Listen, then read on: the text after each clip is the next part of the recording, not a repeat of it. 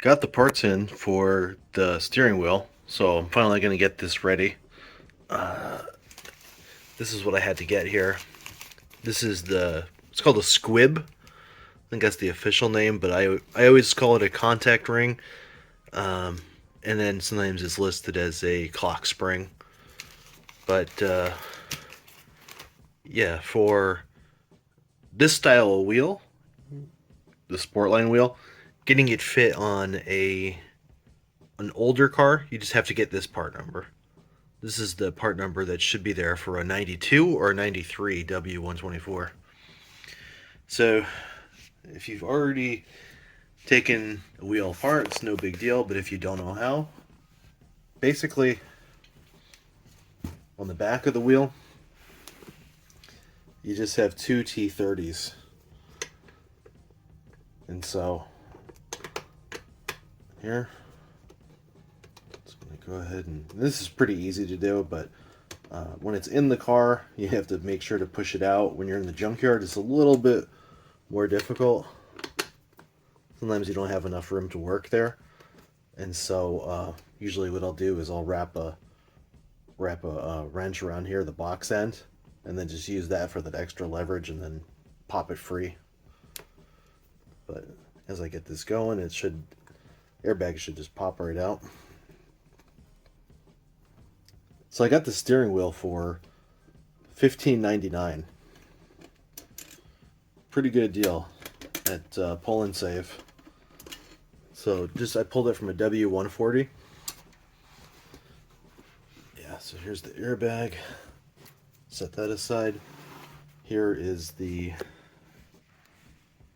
steering wheel, and then you can see what's important with this squib is there's 4 screws, and actually it's kind of nice they include those the new ones with it, so that's cool. But yeah, you can see here there's 4 bolts there, so you get to reuse the rest of this stuff. There's a couple things you do have to do though to get this fit. So yeah, one of those is there is a plastic piece on the back here, and so I'll take it apart and push it through. You probably could just use a screwdriver and pop it out.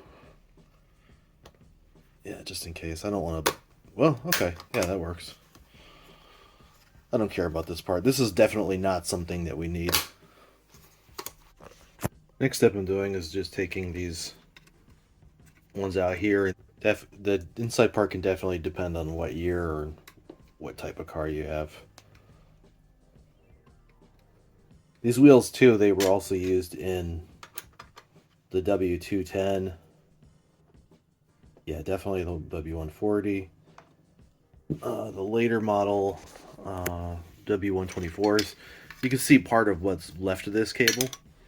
So coming through on the other side, sticking out where the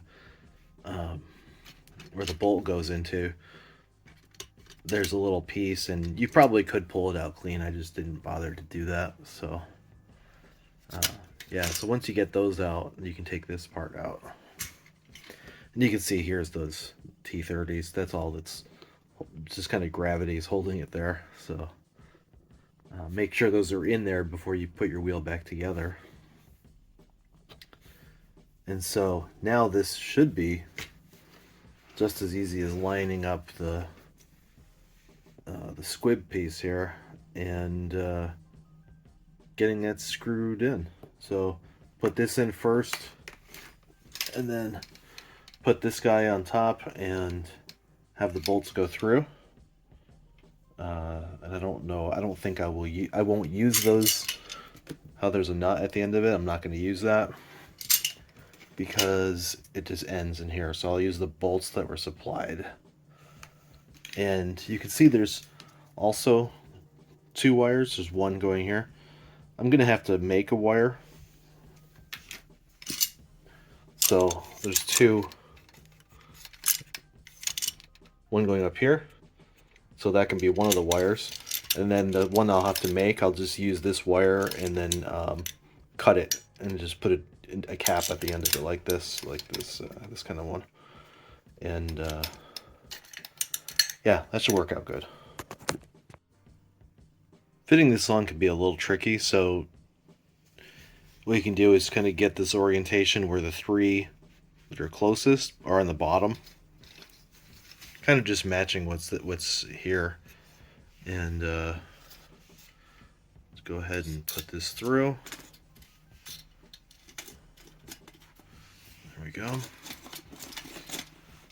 Yeah, you can see the screw holes line up, so that's the way it needs to go in. And now I'll just figure out this piece and how this works. I forget if this has to go around and through, but yeah, we'll see. So once you know the orientation, then you can just pop it in the back of the wheel.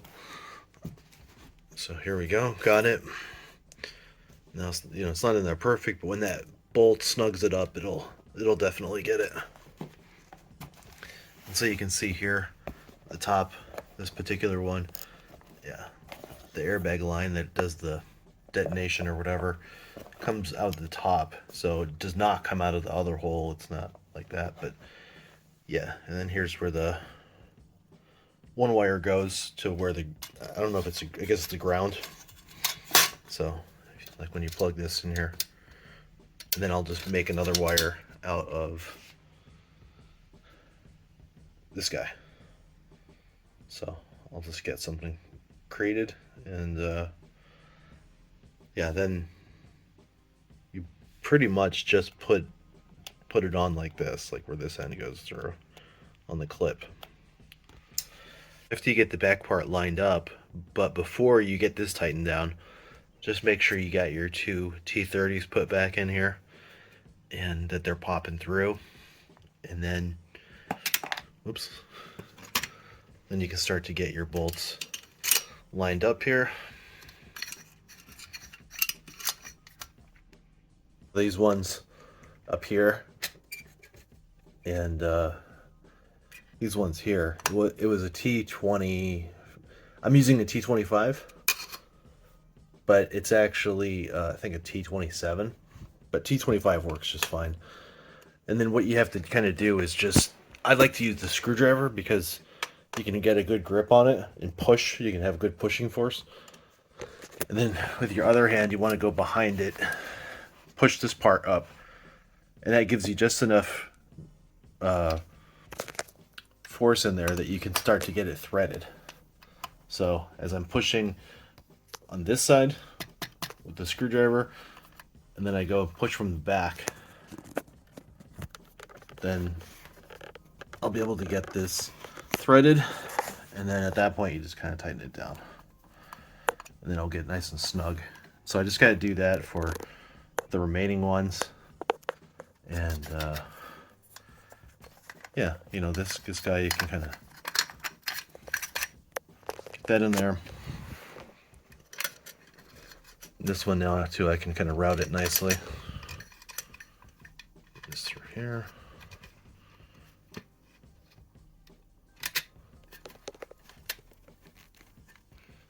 So yeah, we'll get that all taken care of. Was able to reuse that plastic retaining clip here, so I took it out. Basically, you can just kind of push it together and then push it out, and then I put the line here for, I guess it's the detonator, put that through, and then reseated it back in here. And then the other ones, you got your T25, so you just got to push these down a little bit to compress that spring, get those going. And I just kind of do it tight, but not just when you get a little bit of resistance, then call it good. Same with these guys. Probably should put thread locker on those four, but I'm good. And yeah, these guys down here, just get those in here. Good.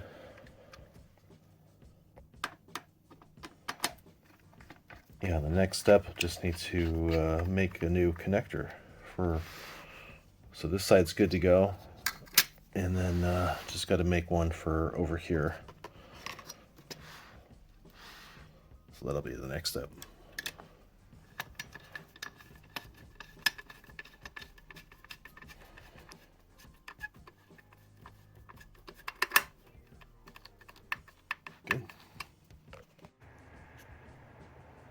here's the last step. So basically, I have one of those F disconnect wires here. So I just took off the heat shrink or whatever. I don't really care about that.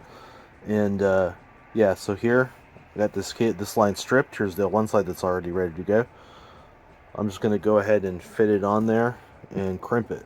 So let's get that going real quick.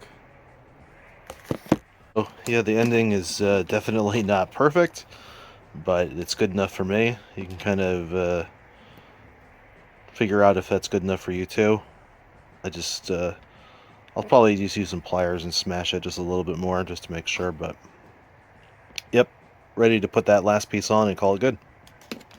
And here's the finished product. So I have both the new wire I just made, which I got plugged in here with that F connector, the F disconnect.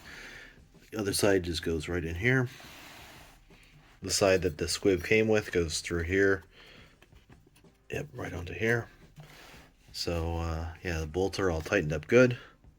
And so basically you just got to plug this into your airbag and drop it in place. And then tighten up those two T30 bolts, and then you're good to go.